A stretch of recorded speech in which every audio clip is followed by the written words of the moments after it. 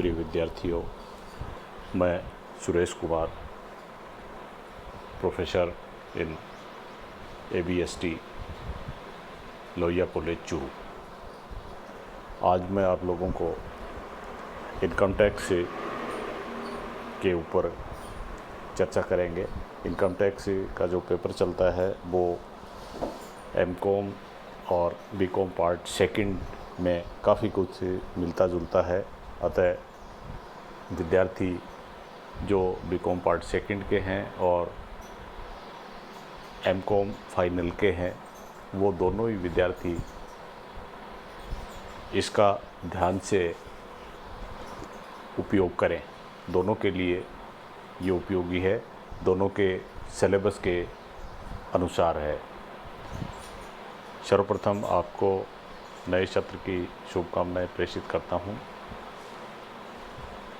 BCom part second में ABST के 2 paper चलेंगे, पेपर फर्स्ट और पेपर सेकंड। पेपर फर्स्ट है इनकम टैक्स और सेकंड है कॉस्ट अकाउंटिंग, जिससे आप लोग परिचित हो गए होंगे, ऐसा मैं मानता हूँ।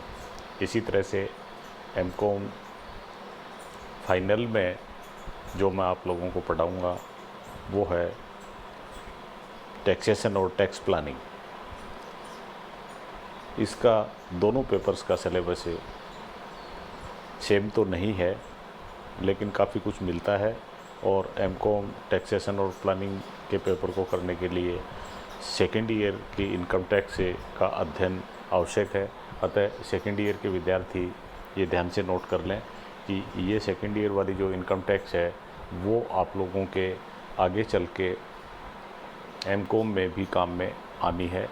अतः इसको बेस के रूप में काम में लें, अच्छे से अपनी नींव इसी स्टेज पर मजबूत कर लें ताकि आपको आगे चल के दिक्कतें न आए। इनकम टैक्स की चूँकि नए सत्र की बुक्स अभी संभवतः आप लोगों के पास नहीं आई होंगी, थोड़ा टाइम लगेगा। आते ही आपको ग्रुप में भी सूचित कर दिया जाएगा।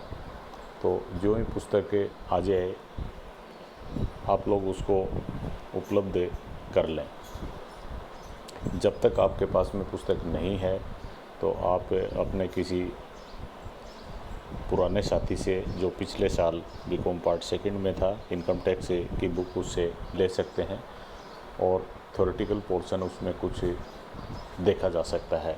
हालांकि इनकम टैक्स में हर साल कुछ न कुछ चेंजेस होते रहते हैं। एक माइनर चेंजेस हो जाता है, उसका लास्ट तक कैलकुलेशन में असर आता है, लेकिन थ्योरेटिकल पॉइंट ऑफ व्यू से आप लोग एक बार शुरुआत करने के लिए पुराने वाली पुस्तक को आधार के रूप में काम में ले सकते हैं। इनकम टैक्स का पेपर है वो BCom पार्ट सेकंड के विद्यार्थियों के लिए अब तक जो आप लोग स्कूल और कॉलेज की फर्स्ट ईयर में पढ़ के आए हो उनसे अलग है। इससे संबंधित आप लोगों ने कुछ नहीं पढ़ा होगा। हालांकि ये ज़रूर है कि ये जो नाम है इनकम टैक्स, आयकर, ये आप लोगों के लिए जाना पहचाना है। ऐसा नहीं है कि आप लोगों ने नाम नहीं सुना हो। और एक साधारण आदमी भी आयकर के बारे में बता सकता है। इनकम टैक्स का अर्थ वो जानता है मोटे रूप से। आयकर में आप लोगों को ये अध्ययन करना है पूरे सत्र के दौरान कि किस तरह से आय होती है, कौन कौन सी आय हैं और फिर उसके ऊपर टैक्स कैसे लगाया जाए। तो ये इसके इस शब्द के 2 पार्ट हो जाते हैं, इनकम और टैक्स। पहले इनकम हो फिर उसके ऊपर टैक्स लगाया जाए और टैक्स सरकार लगाती है। ये मुख्य सी बात है। लेकिन आप लोगों को क्योंकि कॉमर्स के विद्यार्थी हैं तो इनकम टैक्स से थोड़ा सा गहराई में जाके, डीप में जाके उसका अध्ययन करना है। और अध्ययन अपने को क्या क्या करना है ये आप लोगों को महाराजा गंगा सिंह यूनिवर्सिटी का सिलेबस दिया हुआ है और सिलेबस आप लोग या तो ऑनलाइन देख लें, उसको प्रिंट कर लें, और या कहीं से मार्केट में, बाज़ार में पुस्तकों की दुकान पर उपलब्ध हो जाता है, वहाँ से आप इसे ले लें। ये एक तरह से आपके गाइडलाइन के रूप में काम करेगा कि आपको कितना पढ़ना है और क्या क्या पढ़ना है। तो अपन ऐसे ही नहीं भटकते रहें, जो सिलेबस में जो चीज़ें अपने से अपेक्षा की गई है उसको अपन अवश्य पढ़ें। अगर आपके पास समय हो तो उससे ज़्यादा पढ़ सकते हैं, लेकिन सिलेबस से कम तो अपने को पढ़ना ही नहीं है, क्योंकि एग्ज़ाम के जो पेपर होते हैं वो सिलेबस के अनुसार सेट होते हैं। इस बात को आप लोग भली भांति जानते हैं। ABST का ये जो पेपर फर्स्ट है, इनकम टैक्स, ये 100 नंबर का होगा। वैसे आप लोगों के ABST के जो सारे पेपर हैं, जो 6 पेपर होते हैं, 2 पेपर ABST के होते हैं, 2 EAFM के होते हैं और 2 बिजनेस मैनेजमेंट के होते हैं। सारे ही पेपर 100 नंबर के होंगे। तो आपको जो स्कोर करना है वो 100 में से करना है। अब ये 100 नंबर के लिए आपको सिलेबस के अंदर जाना पड़ेगा।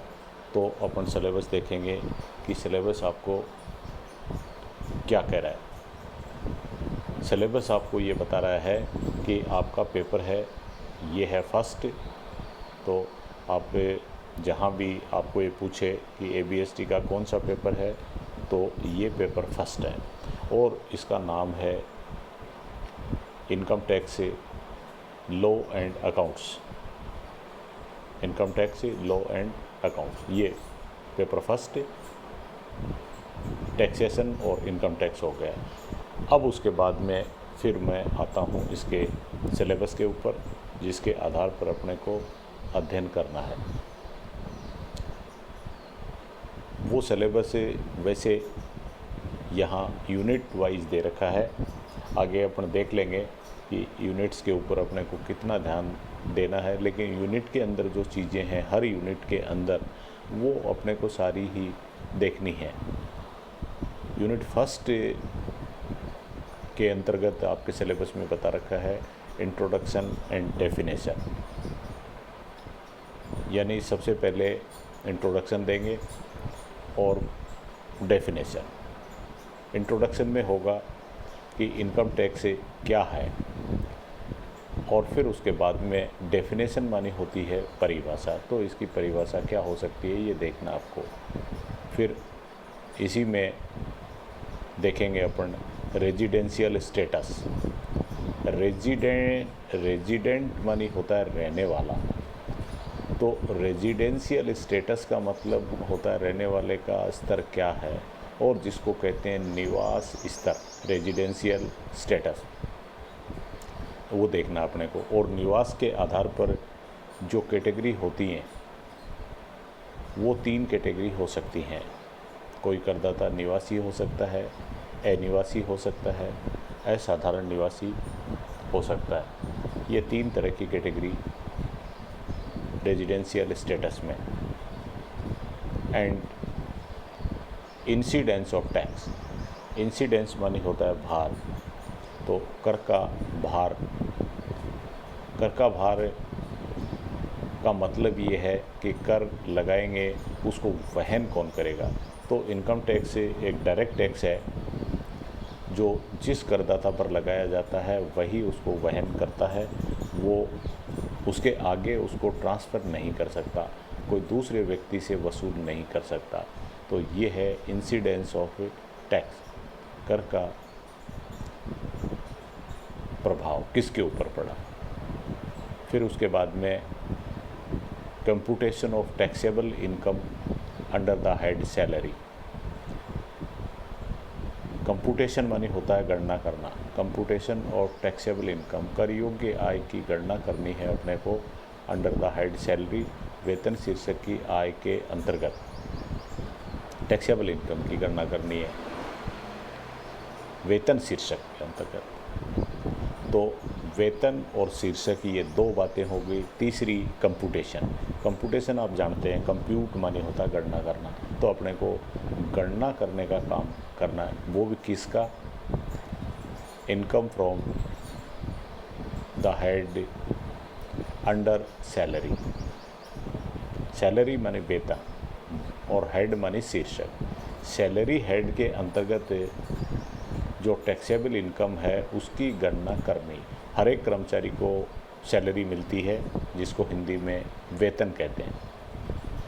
जो फैक्ट्रियों में काम करते हैं उनको मिलती है मजदूरी, वो है वेजेज। और यहाँ है सैलरी। तो आपको कर योग्य सैलरी जिसके ऊपर कर लगेगा उसकी गणना करनी है। इसका मतलब इनडायरेक्टली आप लोग थोड़ा ऐसे समझ सकते हैं कि जो वेतन मिलता है वो सारा का सारा टैक्सेबल नहीं है। तो इस हेड में या सैलरी हेड में अपन जाएंगे, सैलरी शीर्षक में, तब अपने को पता लगेगा कि वेतन के अंतर्गत कौन कौन सी चीज़ें तो शामिल करनी है और कौन सी चीज़ें शामिल नहीं करनी। जो शामिल नहीं करनी है वो कहलाती हैं कर मुक्त। तो फिर दो कैटेगरी हो गई। आपको ये देखना है कि कर योग्य कौन सी है और कर मुक्त कौन सी है। एक बात और कि शुरुआत पहली यूनिट में हो गई है वेतन शीर्षक, income from the head of salary. आय की जब गणना करते हैं तो मैं आप लोगों को स्पष्ट कर दूं कि आय की गणना 5 शीर्षकों के अंतर्गत होती है। There are 5 heads to calculate the total income. 5 heads होते हैं। उसमें सबसे पहला हेड या शीर्षक होता है इनकम फ्रॉम सैलरी। तो इनकम फ्रॉम सैलरी के बारे में आज आप लोगों ने ये मेरे से चर्चा करी, और उसके बाद में सेकंड यूनिट और आगे की यूनिट और आय के शीर्षक, आय के हेड से जो कुल मिला के आय के 5 शीर्षक होते हैं वो अपन अगले व्याख्यानों में देखते रहेंगे। तब तक के लिए आप लोगों को